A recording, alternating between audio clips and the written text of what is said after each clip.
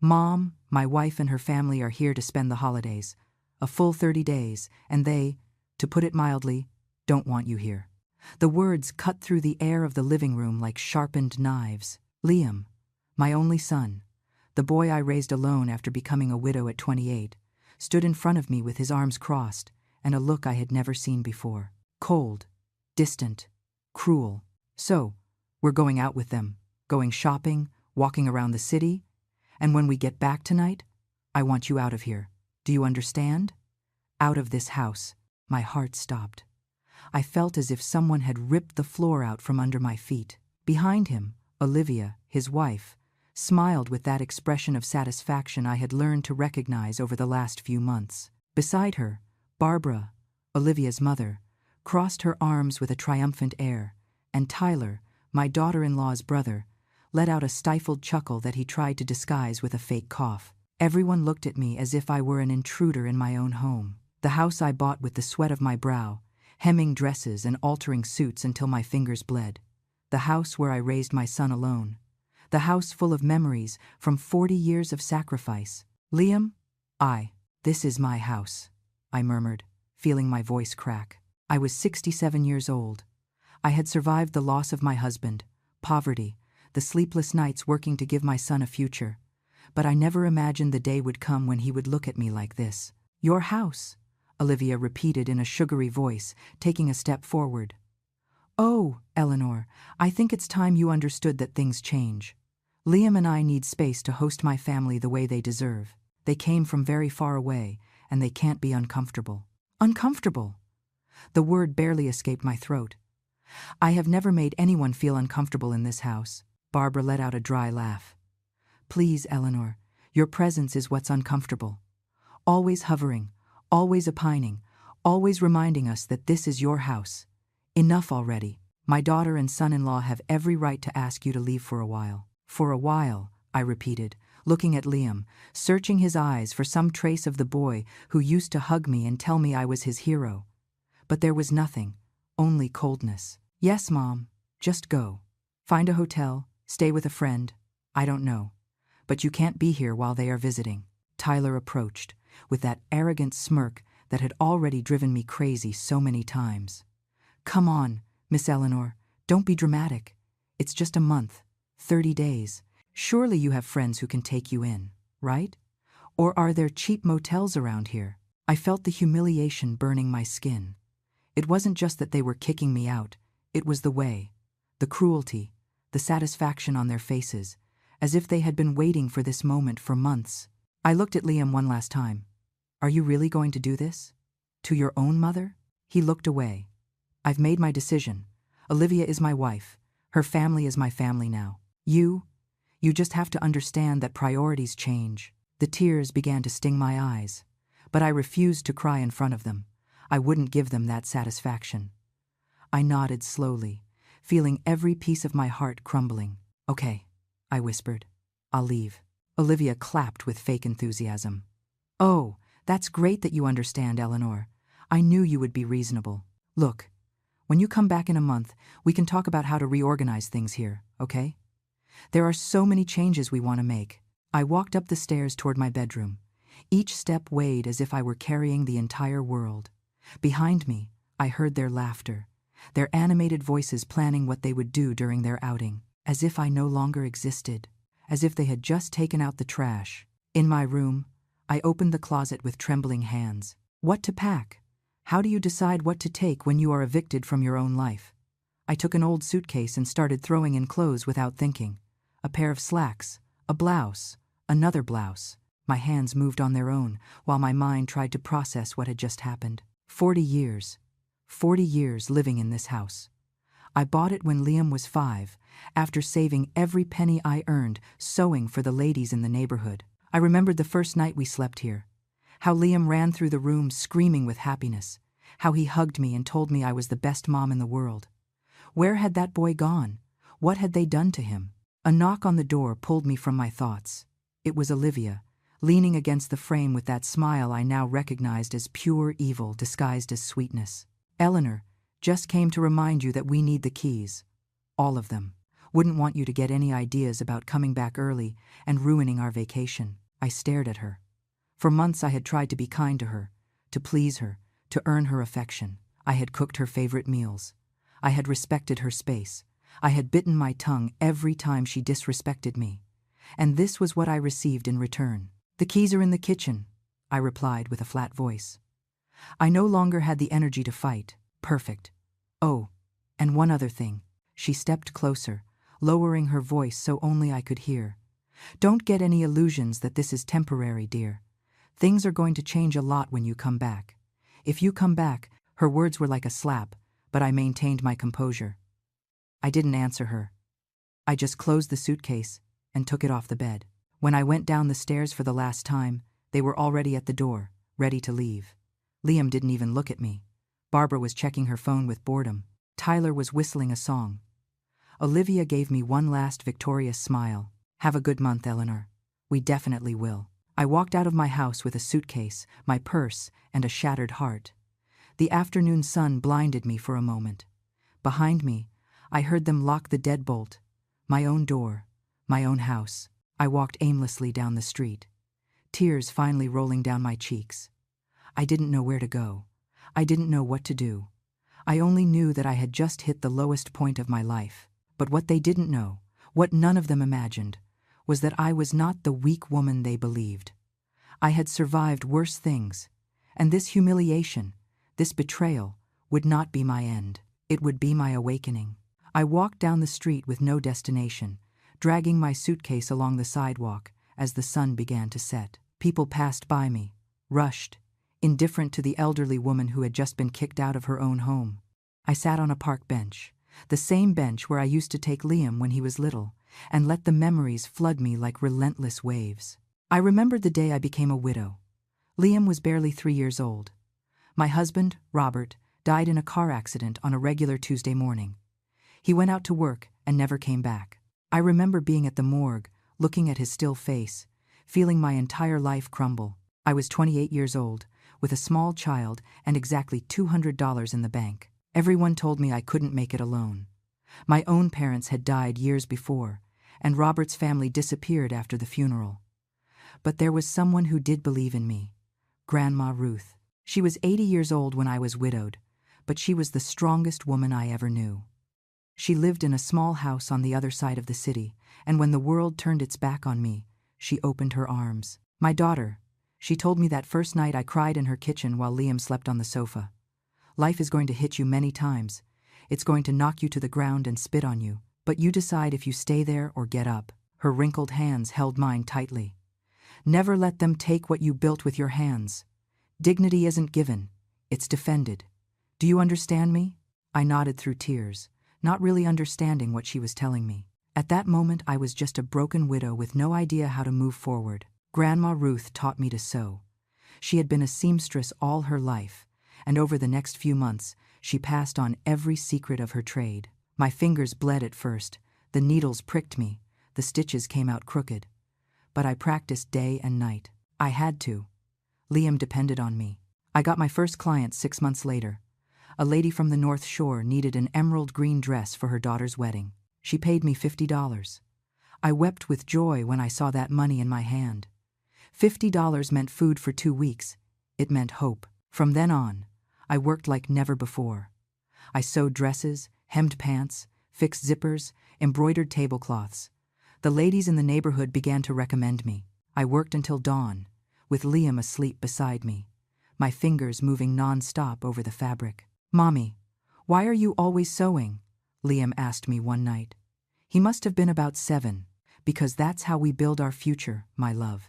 Stitch by stitch, we are making something big. He smiled and hugged me. "When I grow up, I'm going to work hard so you don't have to sew anymore, Mommy. I promise." That memory pierced my chest like a spear. Where was that promise? Where was that loving boy?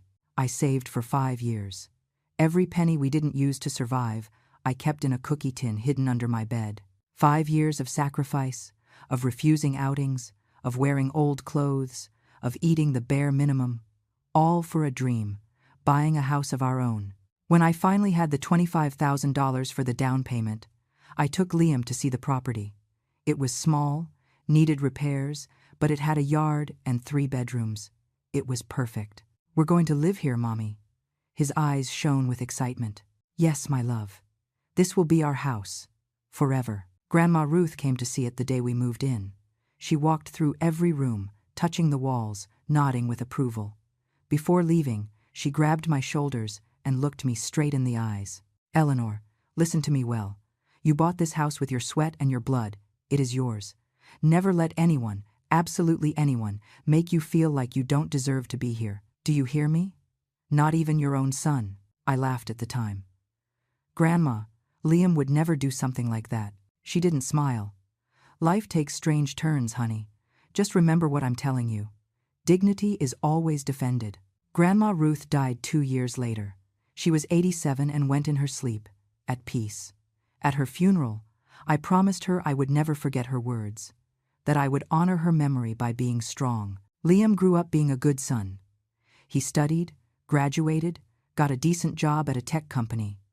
I kept sewing, but no longer out of necessity, but for the love of the craft. My house was paid off, I had some savings, and I could sleep peacefully, knowing I had given my son a future. When he turned 32, he came home with a nervous smile. "Mom, I want to introduce you to someone special." Olivia entered my life like a gentle breeze. She was pretty, polite, always smiling. She wore pale pink dresses and laughed sweetly at Liam's jokes. I saw her and thought, this is the perfect woman for my son. We had dinner together that night. Olivia praised my cooking, asked about my life, showed interest in my stories. Liam looked at her with absolute adoration. It was obvious he was deeply in love. "Your house is very cozy, Eleanor," Olivia told me while we drank coffee after dinner. "You can tell you've put a lot of love into every corner." "Thank you, dear. I built this house with a lot of effort. It's my treasure." She smiled. "It must be beautiful to have a place so full of history." Over the following months, Olivia visited frequently. She always brought flowers, was always kind. But I started noticing small details. How her eyes scanned the house, evaluating everything. How she made subtle comments about how outdated some furniture was. How she refused with polite excuses every time I offered help in the kitchen. "Don't worry, Eleanor. I know you've done enough all your life. Rest." They seemed like kind words, but there was something in her tone that made me uncomfortable. Something I couldn't define. Liam was blinded by love. He talked about her constantly, planned their future together, dreamed of a big wedding. And I, wanting to see my son happy, buried my doubts and smiled. The wedding was beautiful. Olivia wore an ivory dress with lace. She looked like a princess. Liam cried when he saw her walking down the aisle. I cried too, but not only from happiness. Something inside me whispered that things were going to change. And not for the good. "You're being paranoid, Eleanor," I told myself during the reception. "You're just jealous because your son now has another woman in his life." But Grandma Ruth's voice resonated in my head. Dignity is always defended. The first few months of marriage, they lived in a small apartment near my house. Olivia started visiting less. She always had excuses. She was tired, she had work, they needed time alone as a couple. "Mom, don't pressure her," Liam would tell me when I asked why they didn't come for dinner anymore. "Olivia needs her space." I accepted. I stepped back. I gave space. I did everything a respectful mother-in-law is supposed to do. And then, 6 months after the wedding, the bombshell dropped. Liam knocked on my door one Sunday morning. He came alone. "Mom, I need to ask you a huge favor." Liam entered the living room and sat on the sofa, rubbing his hands nervously. I poured him coffee, waiting to hear what he had to say, although something in my stomach was already twisting with anticipation. "Tell me, son, what do you need?" He took a deep breath. "Olivia and I have been talking and, well, the apartment where we live is very small. We're paying $1,200 in rent a month, and honestly, it's making it very hard for us to save to buy something of our own." He paused, avoiding my gaze. "We thought that, maybe, we could come live here with you, just temporarily, while we save up the down payment." My first reaction was joy. Having my son back home, being able to see him every day, cooking for him like when he was a child. But that joy lasted barely a second before Grandma Ruth's voice whispered in my mind, Careful. Temporarily? How long are we talking? I asked, trying to sound casual. We don't know exactly. Maybe 6 months, a year max. Just until we have about $30,000 saved for the down payment. He took my hands. Mom, you would be helping us so much. And think about it. It would be nice, right? Like before, when I lived here. I should have said no. I should have listened to my gut. But I saw the hope in my son's eyes, and my mother's heart couldn't resist. Okay, son, you can come. This is your house too. Liam hugged me tightly. Thanks, Mom. You don't know how much this means to us. Olivia is going to be so happy. But when they arrived a week later, Olivia didn't seem happy at all. She walked into the house looking at everything with a critical expression, as if she were evaluating a property she planned to buy and gut completely. Eleanor, thank you so much for having us, she said with a smile that didn't reach her eyes. I promise we won't be any trouble. I installed them in the guest room, the largest one after mine. It had a private bath and a spacious closet. I had put on new sheets, fresh flowers on the nightstand, clean towels folded with care. This is fine, Olivia commented upon entering, but her tone suggested the opposite. Although that wall color is very outdated, don't you think, honey? She said to Liam. And that closet looks too old.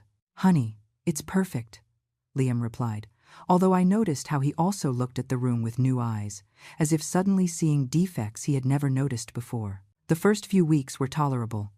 Olivia woke up late, ate breakfast I prepared without saying thank you, spent the day on her phone or watching TV.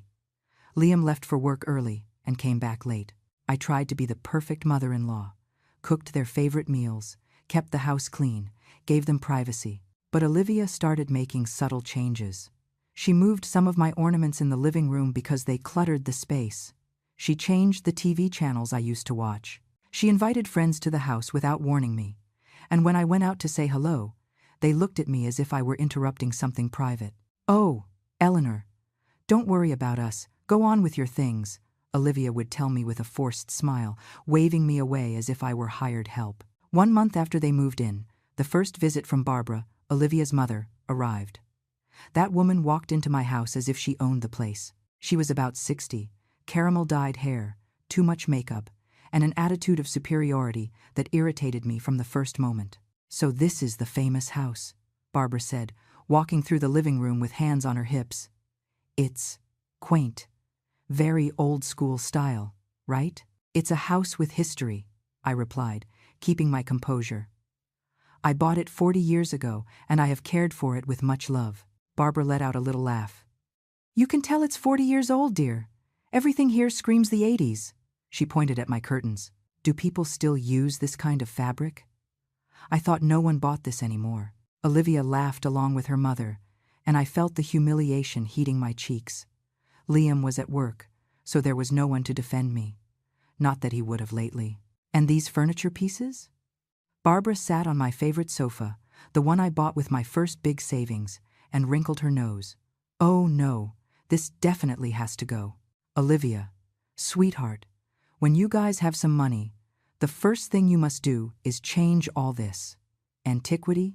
I know, Mom, Olivia replied, but you know how it is. Eleanor is very attached to her old things. These old things were bought with my honest work, I said, unable to contain myself anymore. Every piece of furniture here has a story, a meaning. Barbara looked at me with feigned pity. Oh, dear, I understand. When one is elderly, one gets attached to the past. It's normal, but sometimes you have to let go and accept that the world moves on. That night, when Liam arrived, I told him what had happened. I hoped he would take my side, that he would defend his mother. Mom, I think you're exaggerating, he said while taking off his shoes. Barbara was just giving her opinion. It's not a big deal. Not a big deal? She disrespected me in my own house. And Olivia laughed. Oh, Mom, don't be so sensitive. They are just comments about decor. Besides, they're right. The house could use an update. Everything is very dated. I felt as if I had been slapped. My own son, the boy for whom I sacrificed everything, was taking their side. From that day on, Barbara became a frequent visitor. She arrived without warning, settled in my living room as if she lived there, and made hurtful comments about everything. My way of cooking was too traditional and boring. My garden needed a professional hand because it looked neglected. My family photos on the walls were depressing. And Tyler, Olivia's brother, started showing up too. That 35-year-old man, without a steady job, with an arrogant smile and a sharp tongue, became my nightmare. "Miss Eleanor, still sewing little dresses?" he asked one day, watching me work on my sewing machine in the small corner I had kept in an extra room. "What a nice hobby to keep busy at your age." Although I doubt anyone still wears handmade clothes when everything can be bought online cheaper. Sewing is not just a hobby. It is my profession. My art, I replied with dignity. He laughed. Sure.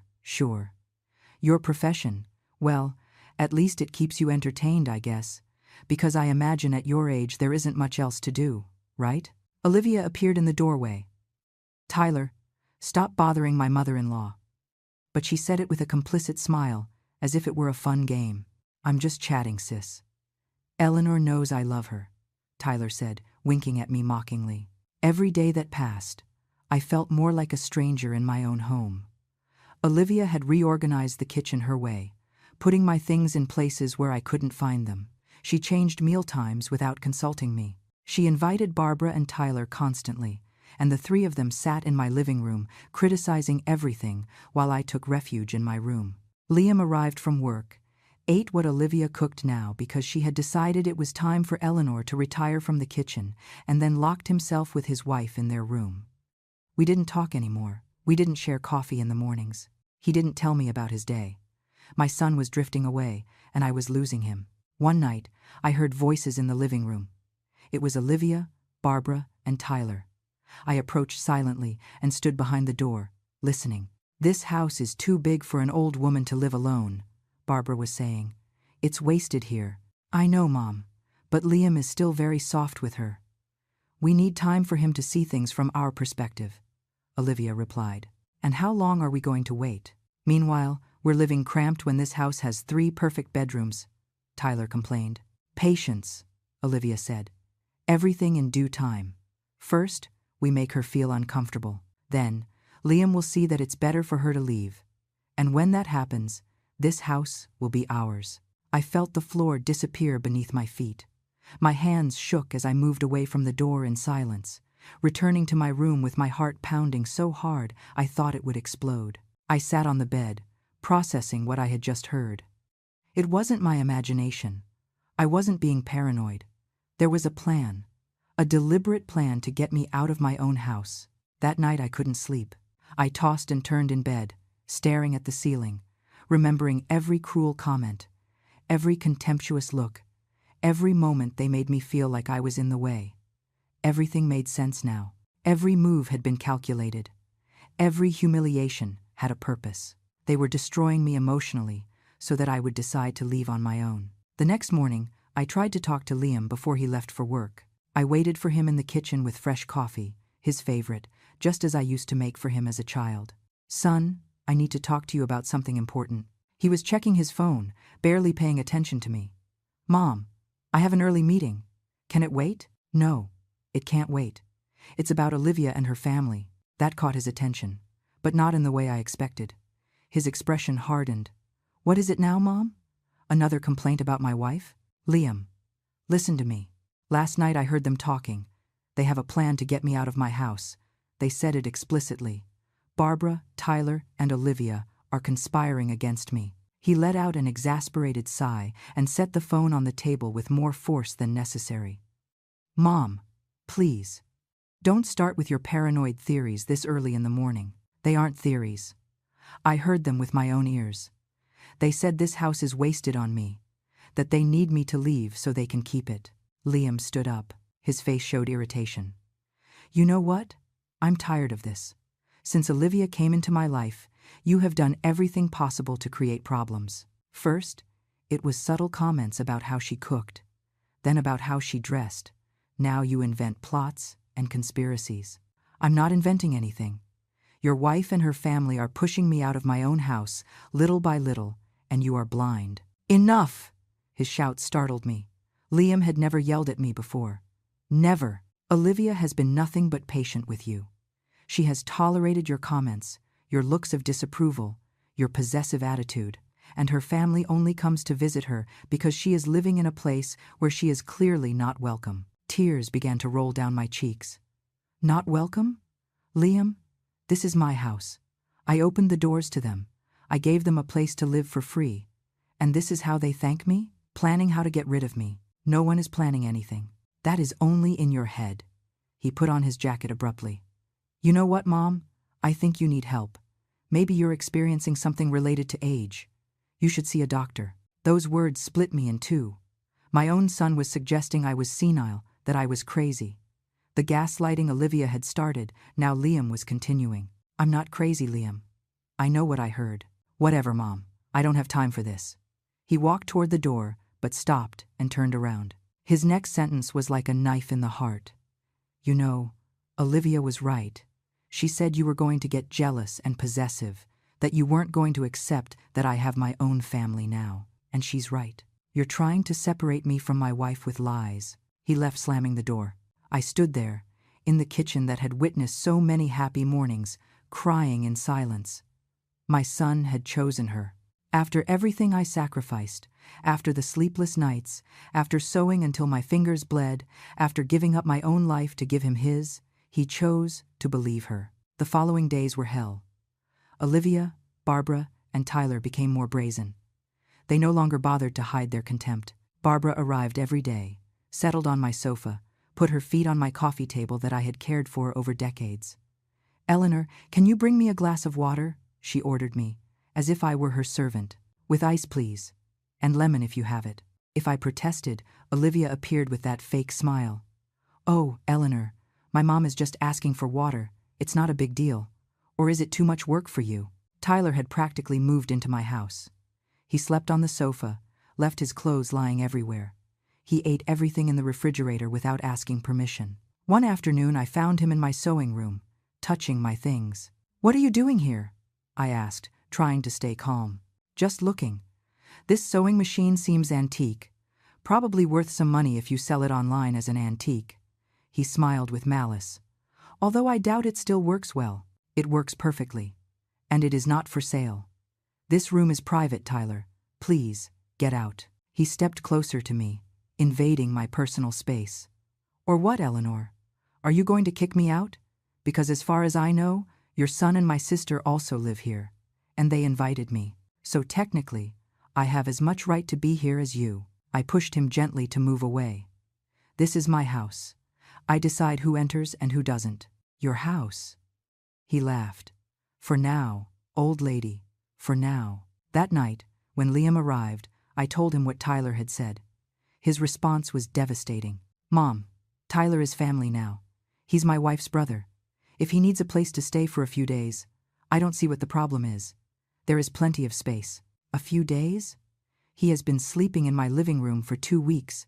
He doesn't work, doesn't help with anything, and treats me with total contempt. He's going through a hard time. He lost his job. Where is your compassion? My compassion? And where is yours, Liam? Where is your respect for your mother? Olivia entered the kitchen at that moment, as if she had been waiting for her turn. Liam, honey, don't stress. You know your mom always finds something to complain about. She looked at me coldly. Eleanor, why don't you go rest? You look very tired lately. I am not tired. I am fed up. Fed up with being treated like a stranger in my own home.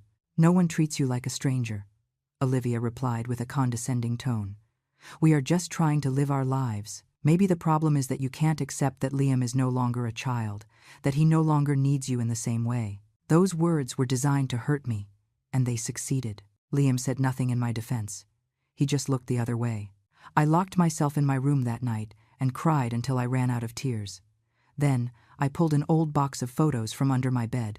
Photos of Liam as a baby, his first day of school, his graduation. In every photo, I was there, smiling, proud. How had we arrived here? I found a photo of Grandma Ruth. She was in her kitchen, with her floral apron, smiling at the camera. I took it in my hands and spoke to her as if she could hear me. Grandma, you were right. You said dignity is defended, but I don't know how to do it. I don't know how to fight against my own son. The following weeks were a constant escalation. Victoria reorganized my closets to help, throwing away things she considered old junk without asking me. Tyler invited friends to my house for late-night parties, with loud music that prevented me from sleeping. Olivia began to make more dramatic changes. She painted the hallway without my permission, a gray color I hated. She changed the curtains for modern ones that didn't match anything. "It's just decor, Eleanor. Don't be so dramatic," she told me when I protested. Liam defended her every decision. "Mom, Olivia has good taste. The house needed an update anyway." "It didn't need anything. This is my house, and you are destroying it." "It is our house now too," Olivia replied with that venomous smile. "We live here. We have a right to feel comfortable." I realized they were systematically isolating me. Olivia invited her friends over, and when I tried to join the conversation, they all went silent and stared at me until I left. Barbara talked about me as if I wasn't present. Poor Olivia. Living with such a difficult mother-in-law, I don't know how she tolerates it. I stopped eating in the dining room. I started taking my food to my room to avoid the looks of contempt and hurtful comments. I stopped watching TV in the living room because they controlled the remote and complained if I wanted to watch something different. I was becoming a ghost in my own house. I spent most of the time locked in my room, leaving only to use the bathroom or prepare something quick to eat when they weren't there. I had lost nearly 20 pounds in 2 months. My friends from the block stopped visiting me because Olivia always found a way to make them feel uncomfortable. "Oh, Eleanor has visitors," she would say loudly when one of my friends arrived. "What a shame you didn't give notice, because we were just about to fumigate the house. There are so many roaches lately. I guess it happens in old houses." My friends left embarrassed and eventually stopped calling. They were cutting me off from all social support, isolating me completely. It was a perfect tactic. Without witnesses, without allies, no one would believe my version of events. One afternoon, while they had gone shopping, I decided to walk through my own house as if I were a stranger visiting for the first time. I almost didn't recognize it. The walls I had painted with love were covered with modern art Olivia had bought. My lace curtains, the ones I had sewn myself, had been replaced. The furniture was rearranged in a way that made no sense to me. I entered what used to be my sewing room. Olivia had turned it into a walk-in closet for herself. My Singer sewing machine was cornered against the wall, covered in dust. My fabrics, carefully organized by color for years, were thrown into boxes without order. My patterns, some of them inherited from Grandma Ruth, were crumpled in a corner. I sat on the floor and cried. I cried for the woman who had worked so hard to build something of her own. I cried for the sacrifices that now seemed useless. I cried for my son, who had become a stranger. When I heard them returning, I wiped my tears quickly and left the room. But I wasn't fast enough. Barbara saw me leaving and smiled maliciously. "Spying around the house, Eleanor? Looking for something to criticize about what Olivia has improved? This room was my workspace. Now it is a disaster." "It was a disaster before," Olivia replied, entering with shopping bags. "Now it is functional. Besides, you don't sew that much anymore. Why do you need that whole room?" "I still sew. I still work." "Work? Oh, Eleanor, at your age what you do is more of a pastime than real work," she laughed. "Anyway, I needed a place for my clothes. I have a lot of things, and the bedroom closet isn't enough." Liam walked in carrying more bags. He didn't even look at me. "Liam, did you see what they did to my sewing room?" My voice sounded desperate even to my own ears. "Mom, stop arguing about every little thing. It's just a room." "It's not just a room. It is my space, my work, my history. And you destroyed it without even asking me." "Nothing is destroyed. Your things are still there, just reorganized." He finally looked at me, but his eyes were cold. "Honestly, Mom, I think the problem here is you. Olivia has been very patient, but you resist every change, every improvement. It is exhausting." "I am the problem? Me?" I felt rage finally replacing sadness. "I am the problem in my own house. The house I bought with my sweat, the house where I raised you alone, the house I opened generously when you asked me. And we appreciate it." Olivia intervened with a sugary voice. "But that doesn't mean you can control us. We live here too. We have a right to make changes." "You have no right. This house is in my name. Only in my name." A tense silence fell. Barbara, Tyler, and Olivia exchanged significant glances. Liam turned pale. "What do you mean by that?" Olivia asked. And for the first time, I saw a crack in her mask of sweetness. "I mean that this property legally belongs to me. I bought it. I paid every mortgage payment for 20 years. The deed is in my name. Not Liam's. Not yours. Mine." Barbara stood up from the sofa where she was sitting. "That is ridiculous. Surely Liam is a co-owner. He is your son." "He isn't. I never transferred ownership. I never put him as an additional owner." "Mom?" Liam's voice sounded shaky. "Why did you never tell me that?" "Because I never thought it would be relevant. I never imagined my own son would want to take my house from me." "No one wants to take anything from you," Olivia said quickly. But there was panic in her eyes. "We are just living here temporarily, as agreed." "Temporarily?" I repeated. "You've been here 8 months, and according to what I heard that night, you don't plan to ever leave. In fact, you planned for me to be the one to leave." Tyler let out a nervous laugh. "She is delirious again. Liam, your mom definitely needs to see a doctor. Maybe she is developing dementia or something." "I am not delirious." My voice came out stronger than intended. "I heard you. Barbara said this house was too big for an old woman to live alone. Olivia said they needed time for Liam to see things from their perspective. And you, Tyler, complained about living cramped when this house has 3 bedrooms. You planned it all." "That is a lie," Olivia said, but her voice lacked conviction. "It is a lie." I looked her directly in the eyes. "Is it a lie that you changed my entire house without permission? Is it a lie that you treat me like a servant? Is it a lie that you have isolated me from my friends? Is it a lie that Tyler has been living here without contributing a single cent?" "Mom, enough," Liam said, but now there was doubt on his face. He was finally starting to see something. "No, Liam, not enough. I need you to understand something. This is my house. I decided to let you live here out of kindness, to help you. But I am not going to allow you to turn me into a prisoner in my own home." Barbara approached me with a threatening expression. "Look, Eleanor, I don't know what you are trying to do here, but it isn't going to work. Liam is your son. He has more right to this house than you at this stage.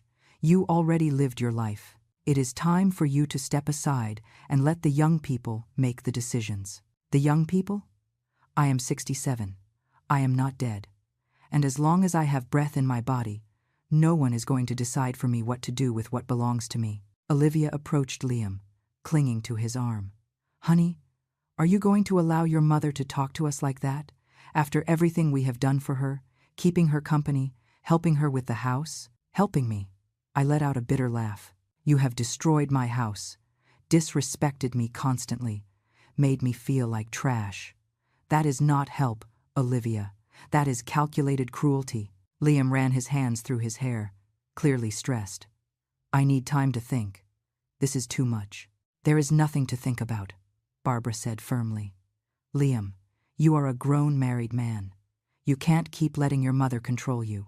You have to choose, your wife and your new family, or her." The silence that followed was deafening.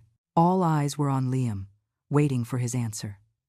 I looked at him too, silently begging him to choose well, to remember who had always been there. But when he spoke, his words shattered me completely. "They are right. I am not a child anymore. I have my own family now." Olivia smiled triumphantly. Barbara nodded with satisfaction. Tyler crossed his arms with an arrogant expression, and I felt the last piece of my heart smash into smithereens. "Then I guess it is decided," I said with a hollow voice. "You have chosen. Mom, don't make it harder than it already is." "Hard for whom, Liam? For you? For them?" I pointed at Olivia and her family. "Because for me it has already been impossibly hard for months." I went up the stairs to my room. Each step weighed like lead. Behind me, I heard their voices celebrating. That night I didn't sleep at all. I sat on my bed, looking out the window while the hours passed slowly. I heard their laughter from below, their cheerful voices planning what they would do with their house. Every word that reached my ears was like a nail in my emotional coffin. At 3 a.m, I went down silently to the kitchen to drink water. The house was finally dark and quiet. As I passed the living room, I saw documents scattered on the table. I approached and looked at them under the dim moonlight entering through the window. They were real estate brochures, homes for sale in the area. But what froze my blood was a printed sheet titled, "How to Transfer Property from Parent to Child, Legal Guide." There were underlined paragraphs, notes in the margins. They were researching how to legally take the house from me. Further down, I found something worse. A partially filled document. It was a quitclaim deed form. My name was written in the grantor section, and Liam's name in the grantee section. Only the signatures were missing. My hands shook as I held that paper. These weren't just words or emotional humiliations. This was a concrete plan. A plan to steal the only thing I had left. I took pictures of everything with my old cell phone. My hands shook so much I had to try several times before the images came out clear. Then I put everything back exactly as it was and went up to my room in silence. I sat on the bed with the phone in my hands. Who could I call? Who would believe me? My friends in the neighborhood would think I was exaggerating. My closest family had died years ago. I was completely alone. Then I remembered Margaret. Margaret had been my best friend since we met in a sewing class 30 years ago. She was a lawyer, now retired, but with a mind sharp as a razor. We had drifted apart a bit in recent months because Olivia had done everything possible to keep my friends away, but I knew if anyone could help me, it was her. The next day, I waited for everyone to leave. Olivia had announced at breakfast that they would go to a new mall that had just opened. Barbara and Tyler, of course, would accompany them. Liam, more out of obligation than real desire. "Do you want to come, Eleanor?" Olivia asked, knowing the answer. "No, thanks. I don't feel well." Olivia smiled. "Perfect. That way we can enjoy ourselves without having to worry about you." She said it like a joke, but the venom was evident. When they finally left, I waited 20 minutes to make sure they wouldn't come back for something forgotten. Then I called Margaret. "Eleanor? My God, I haven't heard from you in ages. How are you?"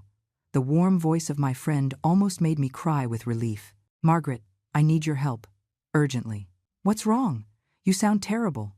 I told her everything. Every detail, every humiliation, every piece of the plan I had discovered. I spoke for 40 minutes non-stop, my voice breaking several times. Margaret listened in silence, interrupting only to ask specific questions. "Eleanor, this is very serious. What they are doing is psychological abuse, and they are planning to commit fraud. The property is in your name, right?" "Yes, completely. I never transferred it." "Do you have the deed in a safe place?" My heart stopped. "It is in my safety deposit box at the bank." "Good. Don't tell anyone. Tomorrow morning, we go to the bank together and verify everything is in order. You also need a certified copy of that deed, several copies." "Margaret, there is something else." I sent her the photos I had taken the night before. I heard her gasp as she reviewed them. "This is solid evidence of intent to defraud." "Eleanor, do you have somewhere you can stay if things get ugly?" "Not really. All my friends live far or in small places. I don't want to impose." "Nonsense. If necessary, you come to my house. I have a guest room. But before that, we need to ensure you are legally protected." For the first time in months, I felt a glimmer of hope. I wasn't alone. I had an ally.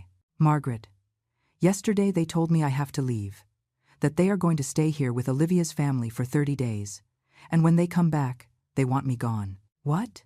They kicked you out of your own house?" "Not yet, but that was what they said. Olivia, her mother, and her brother are going to stay here, and Liam told me to leave." "Absolutely not. Listen to me well, Eleanor. That is your property. Legally, you are the only one who can decide who stays and who goes. They are the ones who are there by your generosity, not the other way around." "But Liam is your son, but that doesn't give him legal rights over the property." "I know it hurts. Believe me, I understand. But you need to think with your head now, not your heart. These people are abusing you and planning to rob you. You cannot continue allowing it." She was right. I knew it. But it was so hard to process that my own son was part of this. What should I do? "First, tomorrow we go to the bank. Second, I need you to document everything. Every interaction, every comment, every change they made in your house without permission. Write down dates, times, Witnesses, if any. Third, if possible, record conversations. Your phone can do it. Record my own family? Eleanor, they stopped being family when they decided to destroy you. Now they are adversaries, and you need to protect yourself. That afternoon, Margaret came to my house. I texted Olivia saying a friend was coming to visit. I didn't ask for permission. I simply informed her. When Margaret arrived, I hugged her as if she were a lifeline in the middle of the ocean. She was a woman of 65, short silver hair, intelligent gray eyes, and a presence that commanded respect. We walked through the house together. Margaret took pictures of all the changes Olivia had made. The moved furniture, the painted walls, my destroyed sewing room, Tyler's belongings scattered around the living room. This is property damage, Margaret said with a serious voice. They made substantial modifications without your consent as owner. We sat in my room, the only room that still felt mine, and Margaret took out a notebook. Tell me everything from the beginning. Since Liam asked to move in here, I recounted every detail I could remember. Every cruel comment from Barbara. Every manipulation from Olivia. Every moment Liam chose to defend them instead of me. Every humiliation I had endured in silence. Margaret wrote furiously, asking specific questions, asking for exact dates when possible. Does Liam pay rent or any kind of monthly contribution? No, not a penny. At first they offered to help with utilities, but then they said they were saving, and that I understood. I stopped insisting. And Tyler? Does he contribute anything? Nothing. He eats my food, uses my utilities, leaves everything messy. It's like having a parasite. That is evidence that they are all living off your charity, not as co-owners or tenants with rights. This is important. We spent 3 hours reviewing everything. When Margaret was finally preparing to leave, she took my hands. Eleanor, what comes next won't be easy, but you need to be strong. These people are going to fight. They are going to manipulate. They are going to try to make you feel guilty. But remember, you are the victim here. You are the one who has been abused. Do you think Liam is aware of all this? Or did Olivia manipulate him too? Margaret sighed. Honestly, it probably started with her manipulating him. But at some point, he chose to continue. He chose to believe her lies about you. He chose to humiliate you. That makes him complicit. Eleanor, I'm sorry. Tears rolled down my cheeks. He is my son. I love him. I know. And that is why this hurts so much. But loving someone doesn't mean letting them destroy you. When Margaret left, I sat in my room and took out the photos of baby Liam again. I saw him growing up in those images. My baby, my boy, my young man. At what moment did I lose the son I knew? Or had he always been like this and I didn't want to see it? That night, when everyone returned from the mall, they came loaded with bags. They had spent thousands of dollars, judging by the tags from expensive stores I could see. Barbara wore a new lavender dress.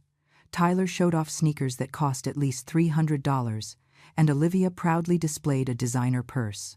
It was a wonderful day, Olivia announced, dropping her bags on my sofa. Liam spoiled us a lot. Right, honey? Liam smiled, but I noticed how he avoided my gaze. We just wanted the family to feel welcome. With my money or yours? The words came out before I could stop them. The atmosphere changed instantly.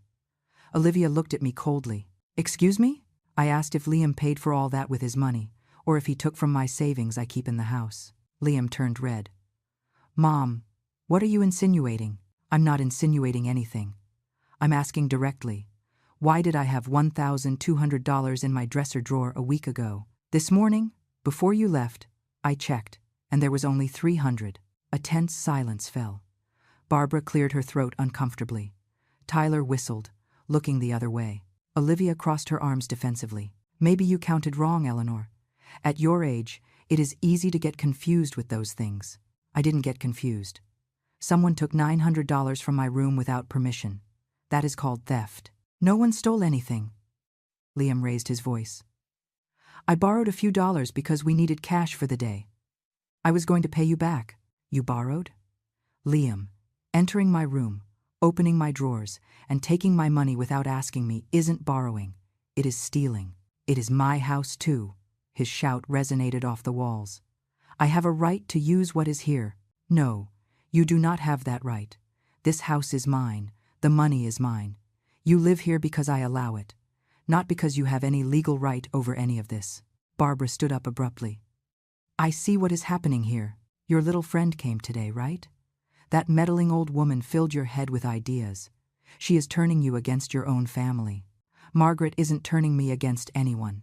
She is just helping me see the reality you have been hiding. What reality? Olivia asked, with a dangerously calm voice. I went to my room and returned with my phone. I showed them the photos of the documents I had found. The quitclaim deed form, the real estate brochures, the underlined legal guides. This reality, the reality that you are planning to steal my house. Olivia paled. Liam stood with his mouth open. Barbara tried to snatch the phone from me, but I pulled it away. Where did you get that? Hissed Olivia. From the living room table, where you left it. You thought I was so stupid, so senile, that I wouldn't notice your plans. Those are private documents. You had no right to take them, said Barbara with indignation. Private documents about my property, about my house, about my future. I had every right. Liam ran his hands over his face, clearly in a panic. Mom, let me explain. It isn't what it looks like. It isn't what it looks like? So you aren't planning to make me sign a transfer of ownership? You aren't looking for houses to sell this one? You aren't researching how to take what is mine? It was just information.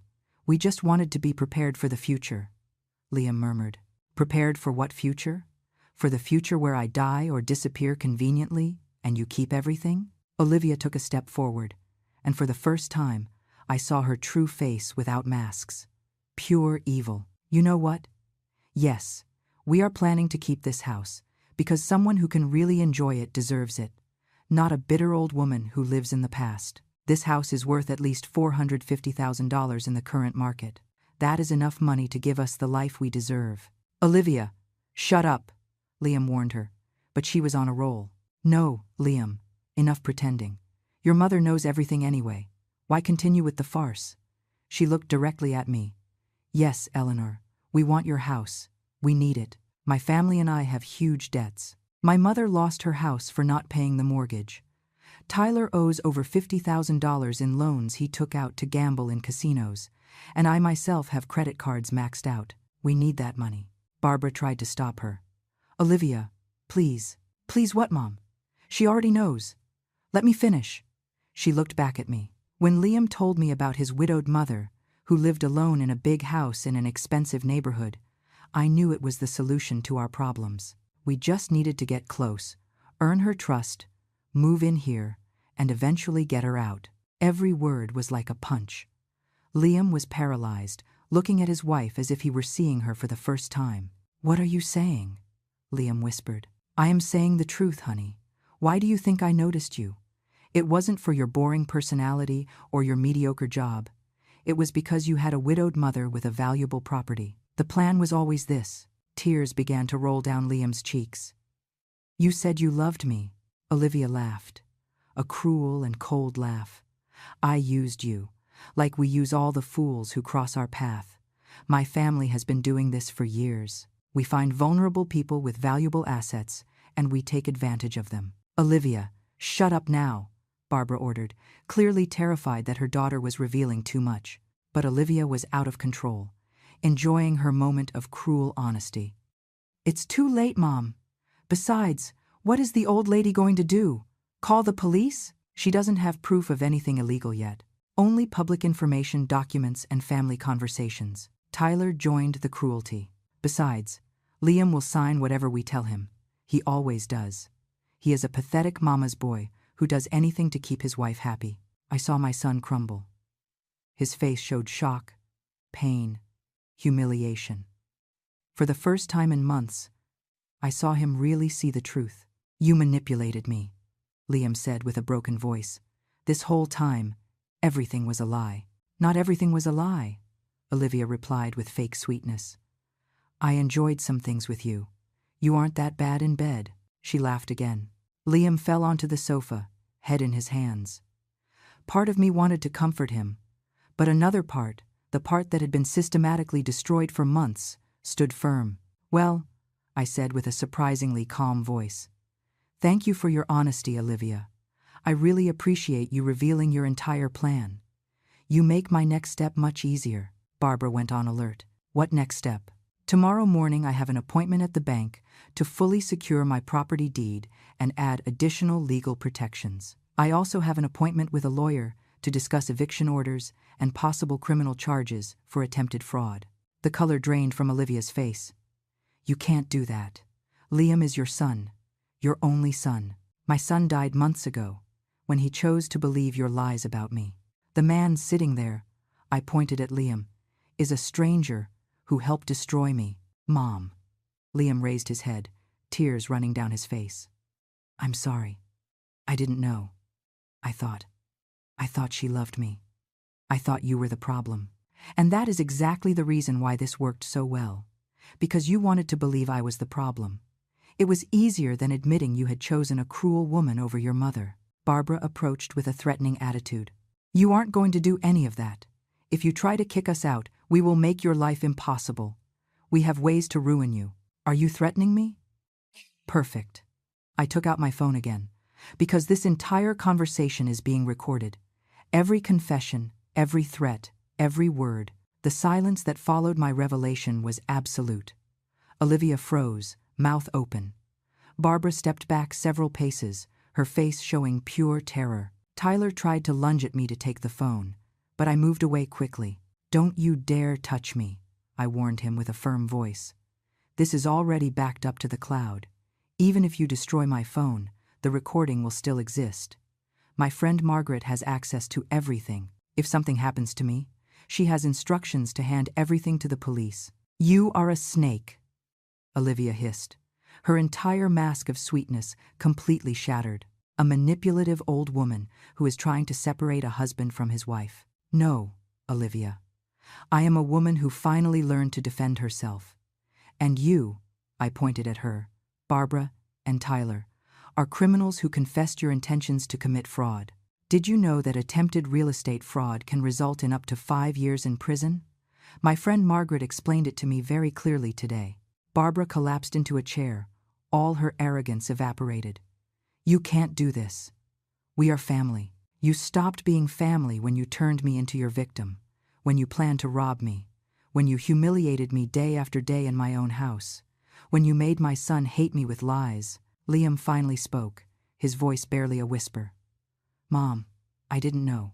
You have to believe me. Olivia told me you were jealous, that you didn't want to see me happy, that you had always been controlling. She showed me messages taken out of context. She interpreted every one of your actions as attacks on her. I was an idiot. Yes, you were, I replied without softening my words. You were an idiot who chose to believe a woman you had known for 3 years over the mother who raised you alone for more than 30. You were an idiot who allowed that woman and her family to turn me into a prisoner in my own home. You were an idiot who kicked me out as if I were trash. I know, and I am so sorry. He stood up, approaching me with hands extended. Mom, please, give me a chance to fix this. I am going to divorce Olivia right now. I am going to kick them all out of the house. I'm going now. You're going to what, Liam?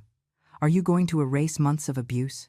Are you going to give me back the nights I spent crying in my room? Are you going to repair the humiliation of being expelled from my own house as if I were an intruder? Olivia let out a hysterical laugh. This is pathetic. Liam, you can't be falling for her manipulation again. She is acting like the perfect victim, but she has always been controlling. Shut up. Liam's scream startled us all. Shut up, Olivia. You lied to me. You used me. You destroyed my relationship with my mother. For what? To pay your gambling debts? To save your family of parasites? Tyler rose from the sofa with an aggressive attitude. Watch how you talk to my sister, coward. Coward? You call me a coward?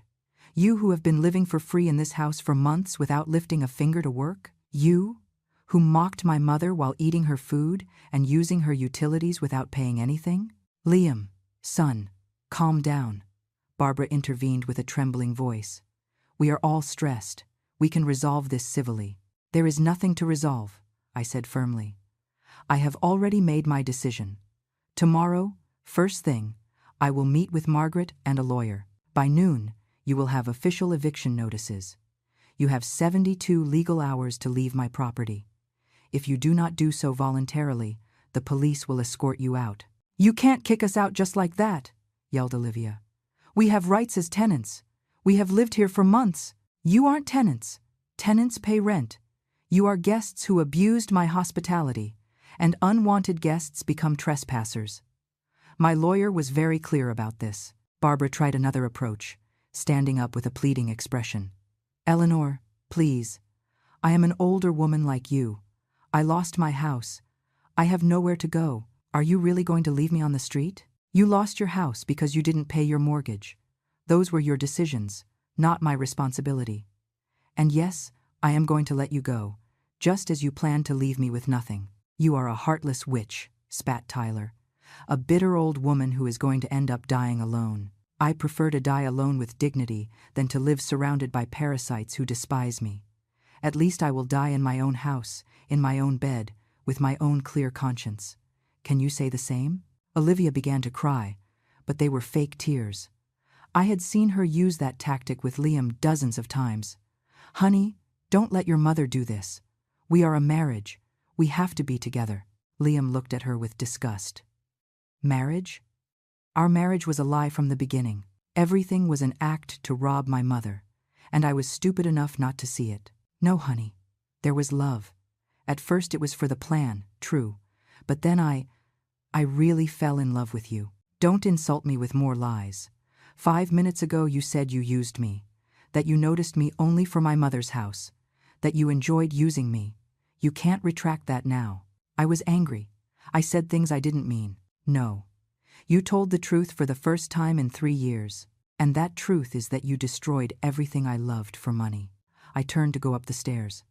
"I suggest you start packing. 72 hours go by fast, and don't dare take anything that doesn't belong to you. I have a photographic inventory of every object in this house." "This isn't over," shouted Barbara. "We are going to fight this. We have lawyers too." "With what money?" I asked without turning around. "Let's assume you are bankrupt. Your lawyers are going to want payments up front. Where will you get them?" "Oh, right. You can't steal it from me anymore." I went up the stairs and locked myself in my room. My hands were still shaking from the adrenaline.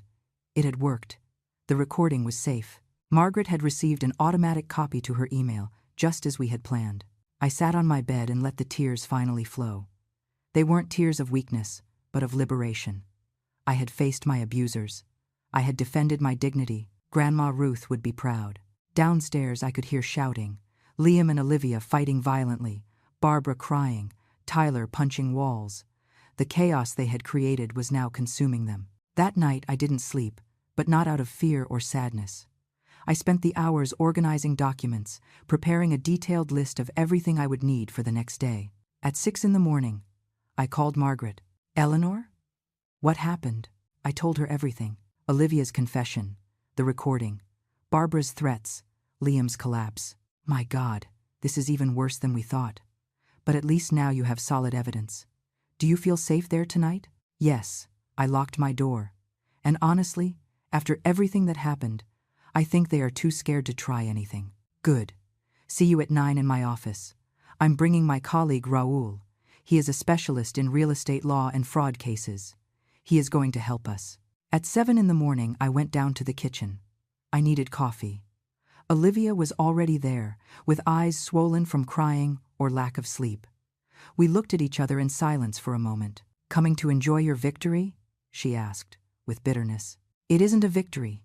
It is survival. You ruined our lives. Do you know that? Without this plan, my family is going to lose everything. You ruined your own lives with your decisions. The debts you have are a result of your actions, not mine.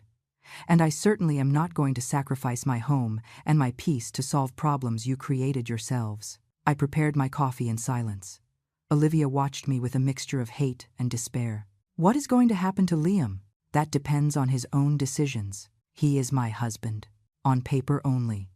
That marriage was fraud from the start. If Liam has any intelligence, he will annul it. But that is his decision, not mine." "Are you ever going to forgive him?" The question stopped me. Would I forgive my son? The boy I loved so much? The man who betrayed me so deeply? "I don't know," I replied honestly. "Forgiveness isn't something decided in a moment. It is something built with time, with actions, with real change. Liam has a long road ahead if he wants to recover even a fraction of what he destroyed. All this is my fault, whispered Olivia. I ruined everything. Yes, you did. But don't look for my sympathy now. You had months to act with decency. You chose cruelty at every moment. I took my coffee and returned to my room, leaving her alone with her thoughts. At 8:30, I dressed in my best clothes. A pearl gray suit I had sewn myself years ago, comfortable but elegant shoes, my pearl necklace that had been Grandma Ruth's. I looked in the mirror and saw a different woman than I had been months ago. Thinner, with more wrinkles, with tired eyes. But I also saw strength. I saw determination. I saw a survivor. I left my room at 8:45 in the morning.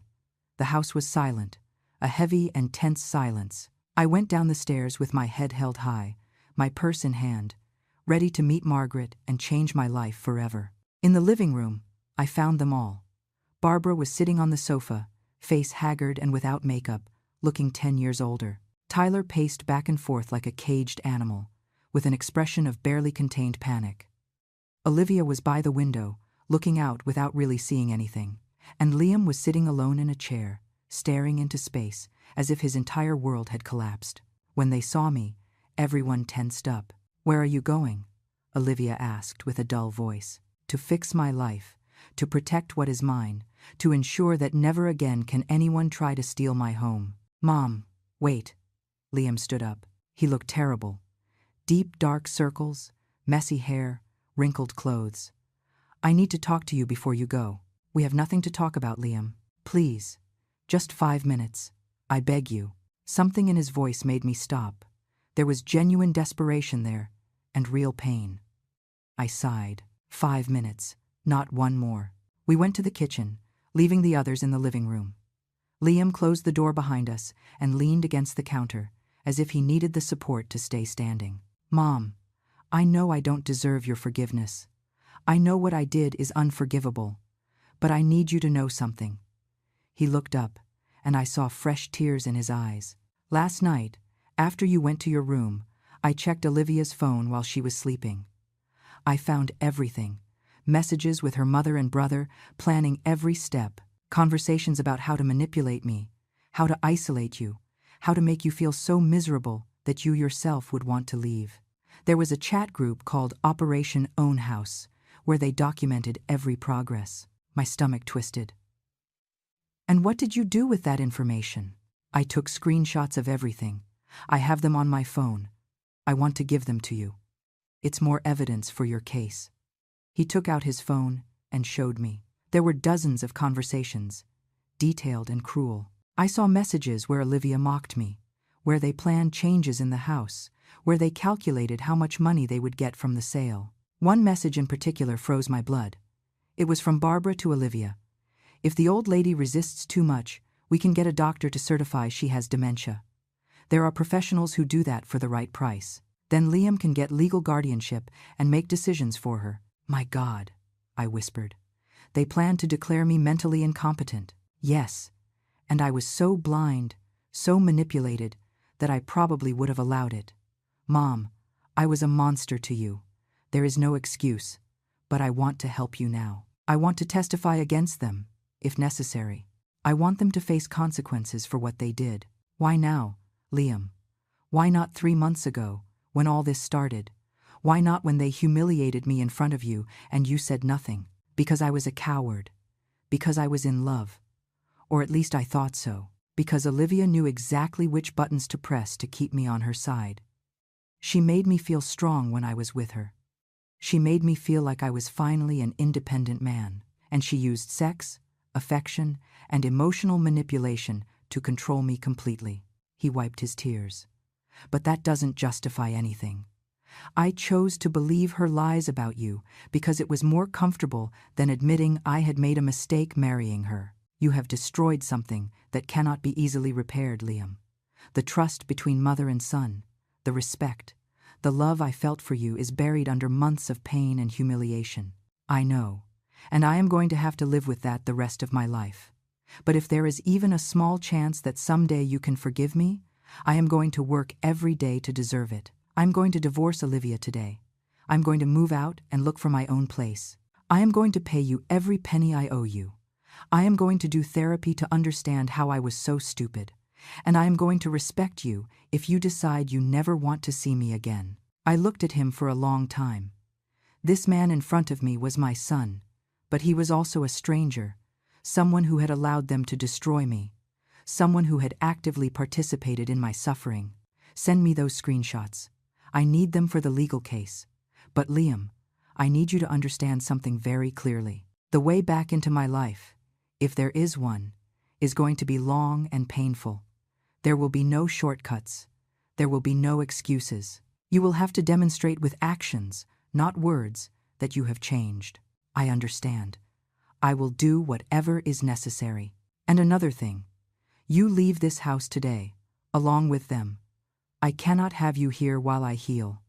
I cannot look at you every day and remember how you betrayed me. The pain on his face was evident, but he nodded. It is fair. I will pack my things immediately. I left the kitchen and found Margaret waiting for me at the front door. My friend hugged me tight. Ready for this? More than ready. We spent the day in offices. First the bank, where I secured my property title with additional protections. No change could be made without my physical presence and multiple forms of identification. Then the office of lawyer Raoul, a man of 50 with a serious and professional expression. We showed him all the evidence, the photos of the documents, the audio recording of the confessions, the screenshots Liam had sent me. Raoul listened to everything in silence, taking meticulous notes. Mrs. Eleanor, you have an extremely solid case. What these people attempted to do constitutes attempted fraud, conspiracy to commit fraud, and possibly other charges. I have enough here to get immediate eviction orders and also to initiate criminal proceedings if you decide to go down that path. How long do I have to decide on the criminal charges? You have several months, but I can process the eviction order today. By tomorrow morning you will have official notice. They will have 72 hours to vacate or the police will intervene. Do it. I want my house back. I signed documents for an hour. Each signature felt like an act of reclamation. Each paper was one step closer to recovering my life. When I returned home at 6 in the evening, I found a dramatic change. There were boxes all over the living room, suitcases by the door. Tyler was loading things into an old car he had parked outside. Barbara was sobbing on the sofa while packing her belongings into trash bags. Olivia was on the phone, speaking desperately to someone. Please, Liam's mom is kicking us out. We need a place to stay just a few days. Don't you have any friend who can help us? When she saw me, she hung up the phone. For a moment our gazes met. There was no longer hate in her eyes, only defeat. Liam came down the stairs with his own suitcases. He had taken only what was his, nothing more. Our gazes crossed briefly. He nodded once, a silent acknowledgement, and continued toward the door. Where are you going? Olivia asked him with desperation. To a hotel. And tomorrow I will look for an apartment. Alone. Our marriage ended, Olivia. You cannot leave me now. I am your wife. You were my wife under false pretenses. Our marriage was fraud from the start. My lawyer is already working on the annulment. He loaded his suitcases into his car. Don't try to contact me. I don't want to know anything about you ever again. Victoria stood up from the sofa with renewed fury. This is your fault, Eleanor. You destroyed your son's marriage. Are you happy now? I didn't destroy anything. You did when you planned to rob me. And now you face the consequences of your actions. We are going to end up on the street. You don't care? No, I don't care. Just as you didn't care when you planned to leave me with nothing. The difference is that I didn't deserve what you did. You deserve exactly what you are receiving. Tyler entered with a threatening expression. You are going to pay for this, old lady. Somehow, you are going to pay. Are you threatening me, Tyler? Because the lawyer warned me you might try to intimidate me. I have new security cameras installed today. I pointed to the discreet cameras Margaret had had installed while I was out. Everything is being recorded and backed up to the cloud. If anything happens to me, if my house suffers any damage, if I receive any kind of harassment, the authorities will know exactly whom to investigate first. His expression of confidence vanished. He let out a curse and left the house stomping. At 9 at night, they finally left. I watched them depart from my living room window. 3 cars loaded with boxes and suitcases. Barbara crying in the passenger seat while Tyler drove. Olivia going alone in another car, face hard and bitter. And Liam, in his own vehicle, looking toward my house one last time before driving off. When the taillights disappeared in the distance, I locked the door. I also locked the additional deadbolt. And then I leaned against that door and breathed deeply. Silence. A beautiful and peaceful silence.